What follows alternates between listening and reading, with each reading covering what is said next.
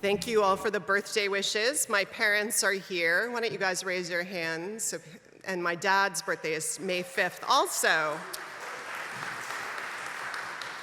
Poor guy's been sharing his birthday since he was 26 years old. It's just not fair. And I don't know if you guys remember our intern, Sherry Halliday Kwan, those of you who've been around. She called on Friday night from the car. She was driving to dinner to say she wanted to sing Happy Birthday. And I said, who is singing? Because she is married to Elizabeth, who's an opera singer. And let me say, that was a phenomenal version, but I have never heard so many high notes hit in the resonance of a car than that version of Happy Birthday. So maybe at the auction we'll sell next year Elizabeth calling someone and singing Happy Birthday. Actually, I'm going to do that because that would be phenomenal.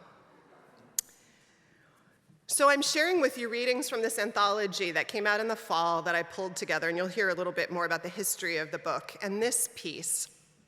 So I get to pick out some that I really love to share with you. This piece by Cheryl M. Walker called Imani's Question. There used to be a television program called Kids Say the Darndest Things, in which children would say things that adults found cute and amusing. What there should also be is a show entitled Kids Ask the Darndest Questions, and they really want answers. Anyone who has spent an appreciable amount of time with a 4-year-old knows this to be true. Most times, we adults give the best answers we can in the moment, and that seems to be satisfactory.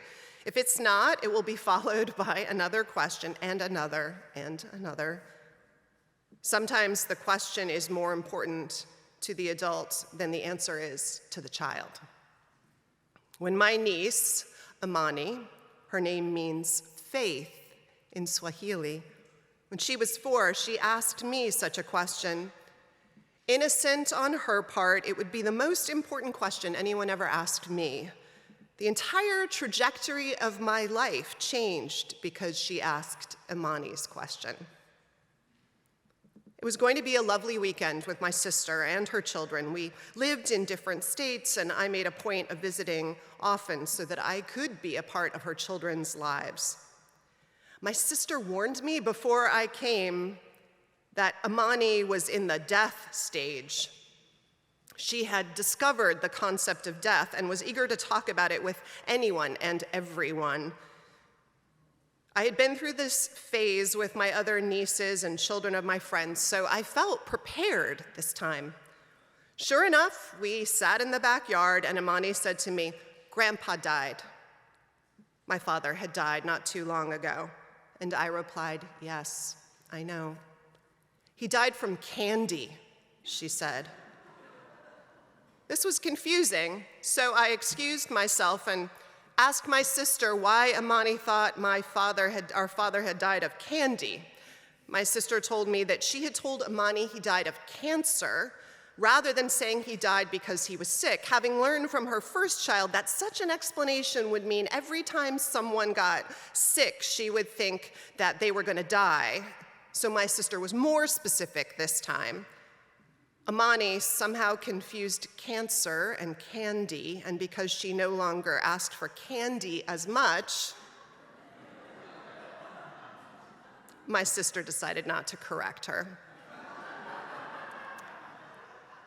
I returned to my conversation with Imani. "Auntie Cheryl, am I going to die?" "Yes, Imani. One day, a long time from now, you will die." "Auntie Cheryl, are you going to die?" "Yes, Imani. One day I will die. Someday everyone will die." At this point, I thought I was ready for the next question. After all, I'd been through this before. I was expecting Imani to ask somewhat gleefully, as they all had, "Auntie Cheryl, when are you going to die?" I had some answer prepared, which I do not remember anymore, so I felt ready. But Imani means faith, and that is not the question she asked. Instead, she asked, "Auntie Cheryl, how many more mornings will you wake before you die?" I was not prepared for that question. Imani waited patiently for an answer, and after a bit I answered, "More than Maya can count." Maya is Imani's older sister who was just shy of 7 back then. I knew she could count to 100, but after that it got a little iffy. It was a good enough answer for Imani, and she changed the subject to something else. She would be satisfied, and I was left uneasy. How many more mornings would I wake up? What was I doing with those mornings? What should I be doing with those mornings? The question nagged me and nagged at me. The next thing I knew, I was going to seminary. It changed my life forever, and the question stays with me still. How many more mornings will you wake before you die? Here ends our reading.